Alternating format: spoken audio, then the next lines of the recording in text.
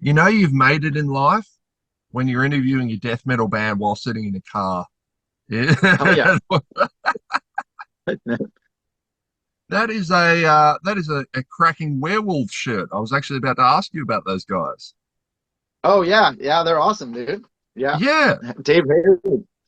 So you're bringing them out on the Tech Trek tour across Australia. How did you come to know werewolves? Well, Dave Haley, the drummer, is also in Psychroptic, and they're one of our best band friends. So Yeah. yeah, we've done some tours with them, and we're just really tight friends with those guys. So we were happy to get Werewolf uh, on the bill.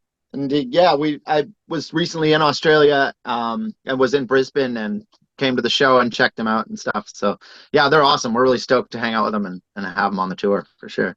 I actually have some scars under this arm from the last time I saw Psychroptic in Tasmania because they come from Tasmania where I'm from, and I was crowd surfing, got dropped on a broken bottle, and was so drunk I didn't notice until the next morning. Dude, fuck man. Oh, dude, that's brutal. That sounds like Tasmania. Yeah, Seems pretty wild. Yeah. yeah, man. Yeah.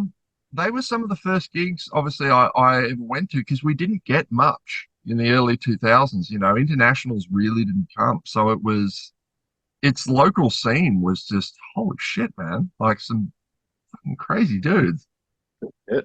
Yeah, I guess I mean I'm not too familiar with any other Australian death metal bands that are like, that brutal. Like I know there's some other more popular ones that are kind of a bit different genre, but as far as like the really brutal death metal, they're like the go-to Aussie Yeah. band. And as far as I know, anyways, yeah. And mate, I recently watched a clip of you getting your audience to search for a dropped contact lens. Now, you wouldn't happen to be a fan of Bill Hicks, would you?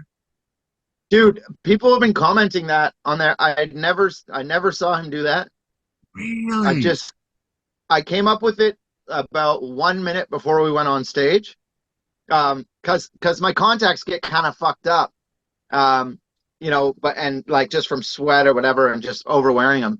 And they were kind of irritating me. And I was like, oh, that would suck if I lost one right before I went on stage.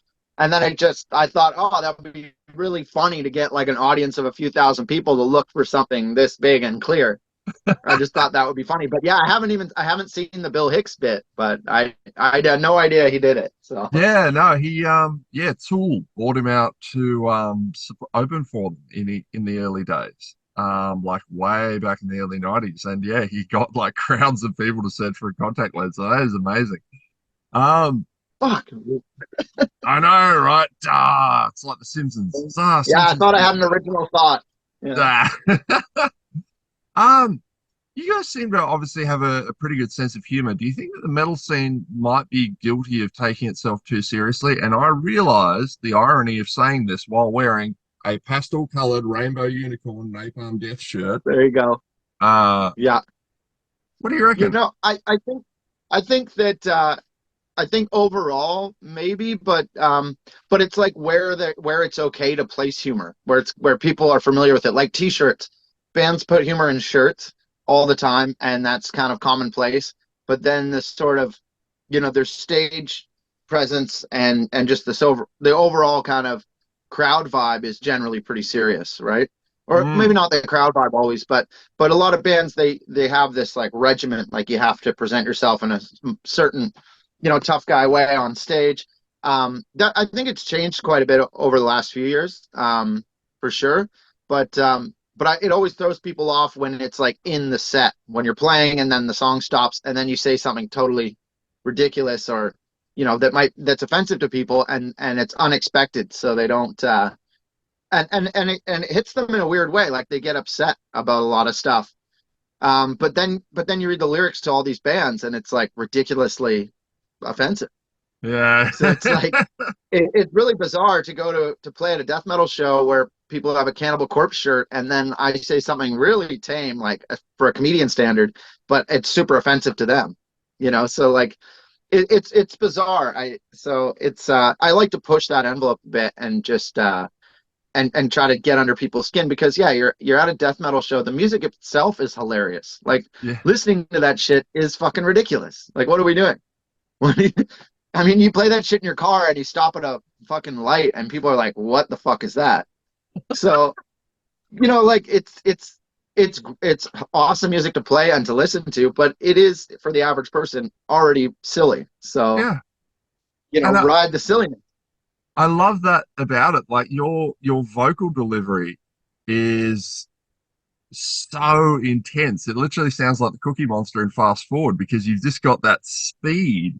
Like, have you ever considered a career as a speed rapper? Like, it's impressive. It's almost like Busta Rhymes territory for a death metal vocalist. Well, that's a huge compliment for me. That's like one of my favorite dudes. So, yeah, I mean, I would love to switch over to rap because it'd probably make more money and the backstage would be a lot sicker. So, um, yeah, I imagine the backstage at rap shows is cooler than the green rooms at metal shows.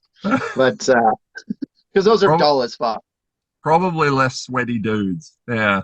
Less sweaty dudes. Yeah, we have like there's every single person pretty much that comes up to me at a show that's a huge fan is a big sweaty dude. So, I mean, which is cool. I love big sweaty dudes, Yeah. But yeah, I mean, that's the speed rap is like my main influence for that style. So that's where I go to figure out like if I want an interesting pattern to add to a song, I'll listen to a bunch of speed rap and be like, oh, they're doing cool triplets there, and then and then just use the kind of sci-fi horror lyrics that I write and incorporate that. But yeah, basically just ripping off speed rappers like Busta Rhymes. That's kind of my whole thing. Just to warn you, I'm probably for the YouTube thumbnail going to use the quote, "I love big sweaty dudes," just to get clicks. But Oh yeah, just warning you. yeah, man, I'll stand by it because they're the nicest guys. I mean, they Yeah. stink and they get you covered in sweat.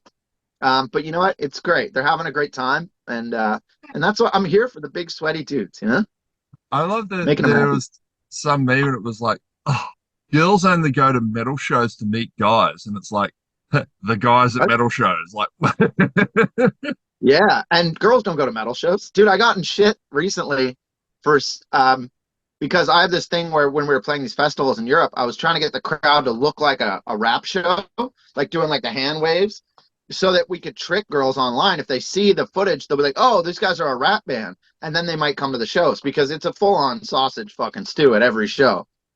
But I guess I got some backlash from that, being like, "Are you trying to say women can't appreciate your music?" It was just like it was garbage. It was uh, like, no, like it's 100% sweaty dudes, unless a guy drags his girlfriend there. I mean, for the most part, there are yeah, obviously some, but it's mostly a sausage party, which is it's fine. We want to get more girls to shows just to diversify. yeah, But haven't figured out how to do that yet. So if you got any tips, yeah.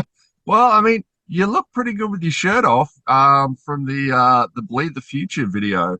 Um, okay, so two questions. What I just checked it out. What the hell did I just watch, and how did that get made? um, for the Joan Corpse Aviator video. No, no. So I'm going to ask about that one too because that's awesome. But the one in the nightclub. Oh yeah, yeah. That was a project that I'd worked on for a really really long time, and yeah, it ended up not doing great because it got flagged by YouTube for something inappropriate, but I don't know what it was. Like YouTube doesn't tell you what scene or anything gets it demonetized. But yeah, they made it age restricted and demonetized it. So we pumped an insane amount of money into that video, and then it just fucking flopped on YouTube. So it was a bummer, but it was a lot of fun, and we just basically wanted to have like a rap video that turns into a sci-fi horror video and just and do a big creature because we love horror movies and we want to have more giant practical creatures in fucking out there, in the It world. might have been all the gory violence in the last minute. Just. Yeah, it could be, yeah. But like the last one, our heads exploded and that didn't get demonetized. Isn't that So interesting? Yeah. yeah, so it's really frustrating because if we knew we could do an edit, and put something else out, but so my band is kind of choked at me because I wrote it and then I produced it with some other people, and I was like, dude, we're gonna do it. It's gonna be awesome. People are gonna love it. And then it came out and no one watched it, and my band's like, fuck you, Ollie. So, but you know what? It was a great time. It was a lot of fun to film. So, So yeah. yeah, as you mentioned, I I discovered ARCHSPIRE through the parents reacting video to Drone Call Oh, really? Savior, which I thought was just fucking hilarious. Yeah, yeah, man. What was the idea behind that? It's something I thought about for a while, is because I always like, I don't know if you're like a YouTube reaction guy, if that's something you do, or I don't know. Do you have a channel where you do So reactions? we do we have a YouTube channel which is just where we upload our videos. But no, I've never really done reaction stuff. It's something we could potentially get into. But Well, I just didn't want to diss it too much if that's something you did. But no, no, no, no. yeah, It's yeah. not something I watch. So this away, this away. Yeah, I mean, so when that first came out, I thought it was just totally ridiculous. Like, you're not actually doing anything to get views from people. You're just watching something that someone else created. And so that kind of pissed me off. But now, I mean, I understand they do a lot for bands and do a lot for us. It's advertising, and so I've kind of switched my gears on it. But I basically just thought, like, what would actually be a funny reaction video instead of just someone in their room watching a video. And I was like, oh, if our moms, if like, because that's someone who would have an interesting reaction instead of like a metalhead listening to metal. They're going to be like, yeah, it's cool, or they don't like it. But I thought having moms react to it would be pretty sweet. So, and they're just great loving moms, and not enough metalheads talk about how loving their moms are. And I remember showing it to my wife and just going like, how awesome are their parents? Like right at the start of the video, when you see your drummer just start fucking going, and they're just watching, going, "Oh wow, look at him go!" Like, that's so Yeah, cool. it's great because it's going to be the best critics are going to be your mom. Like, your mom loves everything you do. So, if we get a reaction video from all our moms, they're just going to love it, Yeah. because they love everything. Oh, very. No, you guys are. I remember thinking you guys have been very lucky to have, because obviously it's a man. Like, mum, I'm in a death metal band, and they know nothing about death metal. Then all of a sudden they hear an ARCHSPIRE song, and they'll be like, "What is this?" But Yeah. yeah, man, the Well, support I, is I just. find, like, moms will love whatever you're doing because they want to be supportive, and dads will like it once you can prove you make money off it. Then they start paying attention, like, oh, all right. But you show a typical dad a death metal song and you're not making any money. He's like, this is fucking trash. Yeah. Oh, good. There's just they just opened a death metal factory down the road. Yeah, yeah, excellent. You'll Yeah, be able to yeah, make some money yeah, off that. totally. Yeah, then they like it. But yeah, our moms are awesome. So in the spirit of videos, if money, sanity, or morality was not a factor, what would you most like to do? Oh, if we could just have free reign for a Yeah, video. man. I mean, I'm just like, with that video, it was kind of like that. It was like, let's not, because we threw way too much money at it. And out of pocket too. Like, we didn't, our label lent us a little bit of it, but we paid that back, and like, but a lot of it was just straight from our bank account into making it, and knowing that it could get demonetized. So I kind of did what we wanted to do, but I would just want to push it harder and just have more gore and more, because I'm a huge old school horror fan. Like, I like practical effects. Mm.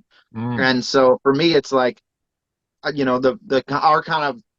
music is really sci-fi horror based, and I've always just wanted to, like, have imagery that suits that. So I think, I would just want to go harder on the blood and harder on the goofy gore. The next one, we want to do like a full on action music video where it's like a Die Hard or something, but with us. I think that No. would that that would be, but maybe like shooting up a children's hospital or something. No, I'm just kidding. Perfect. You know what? Perfect place to end it because we're out of time. But thank you, Ollie. Thank you so much for your Awesome. time. And I will be seeing you in Brisbane. So Awesome, dude. Look forward to meeting you. no worries, man. Have a great day. Awesome. Cheers, dude.